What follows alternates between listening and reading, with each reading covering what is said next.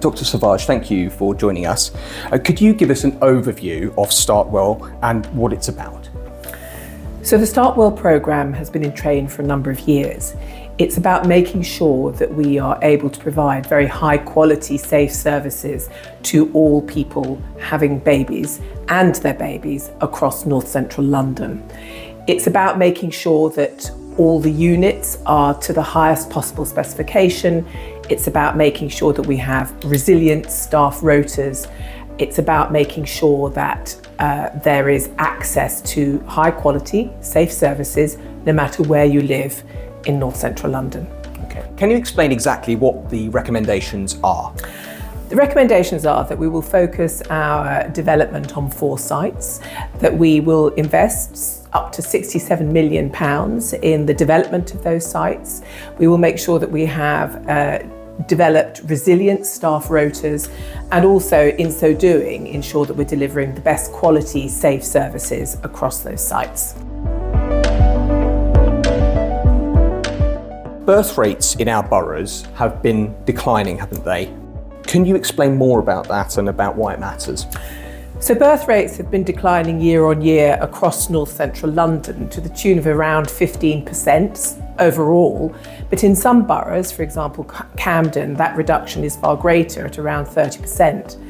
That is significant because it means that not all units serve as many births per year. And there is a direct link between the number of births per year and experience of staff. Also, we are expecting that decline to continue. We have reviewed the data repeatedly, and we do continue to see that decline happening. Some people might be wondering, why take this step now? What's the thinking behind the timing of these particular changes? Thank you. So doing nothing is not an option. We recognise that there is a significant amount of investment that is required across the maternity and neonatal pathway in North Central London, and part of that means that we do need to pay attention to estates development and also the type of facilities and specialisation of the neonatal units. That takes time. And in the context of falling birth rates, we need to really think hard about how we do that best. There's been a significant amount of consultation with members of the public, with pregnant people, with people who are expecting babies and those that have had babies in our area. We've also spoken to staff and clinicians across the piece, and there is a consensus view that staying the way we are is not really fit for the future. Could we talk a little bit about how clinicians have been involved in this process? So I'm really proud that there's been a really strong process of engagement, speaking and listening to our clinical colleagues. As a clinician myself, that's been really important because I realise that no change can happen without my clinical colleagues understanding why that's needed and what we need to do next. So there has been a series of one-to-one conversations, workshops, online ability for people to feed in, but also where people have felt they are concerned, we have had the opportunity to have very bespoke conversations to really understand what the clinical concern might be, to incorporate that, include that in our thinking, to then move forward to the next phase of work. So a widespread involvement, lots of different professions inputting to that. Yes, so in fact there's been a very wide involvement both with specialists in maternity, specialists in maternal medicine, obstetricians, midwives and other clinicians as well, all forming part of that sort of process of engagement and consultation.